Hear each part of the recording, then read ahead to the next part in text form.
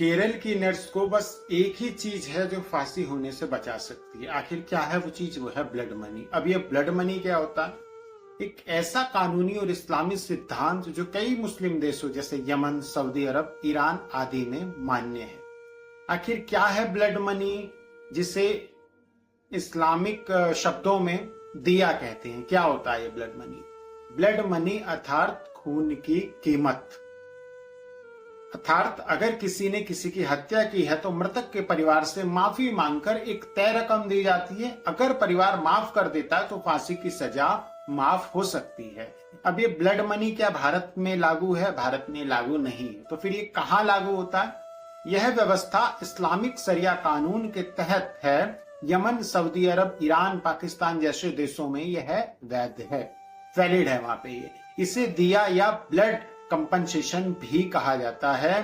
तो अभी यमन में जो भारत की जो केरल की नर्स है उसे ये ब्लड मनी बचा सकती है। आरोपी को कोर्ट में फांसी की सजा दी गई है तो मृतक के परिवार की यह भूमिका हो जाती है। परिवार यह तय कर सकता है कि वह आरोपी को माफ करेगा या नहीं। अगर परिवार माफ कर दे तो कोर्ट फांसी रोक सकती है और आरोपी को छोड़ भी सकती है। बदले में क्या?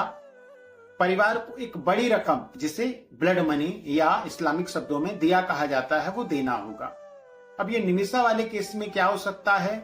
अगर निमिषा के पति के परिवार वाले ब्लड मनी स्वीकार कर ले और उधर मृतक का परिवार उसे माफ कर दे तो उसकी फांसी की सजा टल सकती है या खत्म हो सकती है।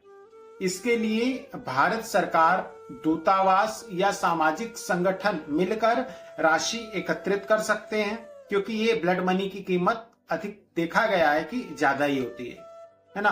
तो एकत्रित करके माफीनामा दिलवा सकते हैं। अगर हम एक उदाहरण की बात करें तो कुछ साल पहले सऊदी अरब में एक भारतीय मजदूर की फांसी की सजा हुई थी, लेकिन भारतीय समुदाय ने ब्लड मनी इकट्ठा करके मृतक के परिवार से माफी दिलवाई और उसे बचा लिया। ब्लड मनी एक संवेदनशील विकल्प है, लेकिन इसकी सफलता मृतक के परिवार की मर्जी पर निर्भर करती है।